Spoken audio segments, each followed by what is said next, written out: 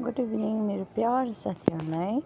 And म चाहिँ यहाँ खुर्सानी टिप्न आएको यसको लागि अचार कुट्नु लागि। हेर्नुहोस् न खुर्सानी तर पुरा झरेछ, लास्ट इयर भन्दा पुरै झरेछ त्यस टाइम चाहिँ। अन्त यो खुर्सानी टिपेर लान्छु, खुर्सानी टिपेर गएर अचार बनाउनु पर्नेछ, अचार बनाइदिनु पर्नेछ। हेर्नुहोस् न अचार बनाउनु पर्नेछ, अचार बनाएर त्यो चाहिँ मेरो आज मोमको माथि बारी सफा गर्नु हुँदैछ, त्यसले गर्दा सफा गर्नुपर्नेछ।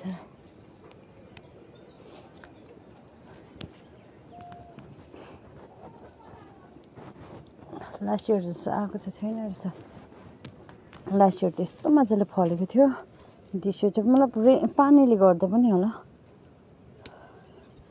पानीले गर्दा पनि होला झर्नु पुरा कुनै आउँदैछ भर्खर। रसिनहरू त दिस इयर नै रोपेको, यो चाहिँ पुरानो बोट हो, लास्ट इयर रोपेको हो, त्यसले गर्दा हुँदो रहेछ। हेर्नुहोस् न डल्लै बेसी टिप्दिनँ, कम्ती टिपेर लान्छु।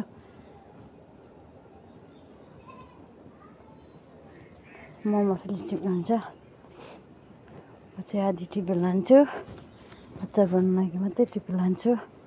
आज चाहिँ मोमले टिप्नु चाहिँ यो सबै खुर्सानीको भयो, लास्ट इयरको। त्यस टाइम चाहिँ हेर्नुहोस् न पहिलाको भएर होला कि पुरा यो भएछ, पत्ता पनि सबै झरेछ, यसको लिप्सहरू सबै झरेछ। अन्त यसको भित्र सबै मोमले न्यू बोट रोप्नु भएको छ, नयाँ नयाँ हाल्नु भएको छ। यहाँ चाहिँ योहरू सबै नयाँ,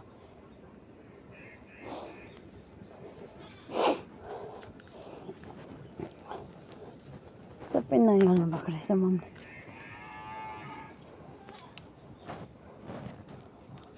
आधी अस्ति मोमले सफा गर्नु हुँदै थियो, हेर्नुहोस् न आधी सफा गरेर सकेको छैन। अर्को बारीमा जानुभएको छ, माथिको बारी मकै बारी माथि माथि रहेर चाहिँ यहाँ अलिकति छोडिरहेको छु। त्यसले चाहिँ मोमले टुमोरो कि त डे आफ्टर टुमोरो सफा गर्नुहुने अरे भन्नुहुँदै। हेर्नुहोस् यसो ड्याम्मै फलिरहेको रहेछ। यहाँ चाहिँ बाँकी छ एउटा,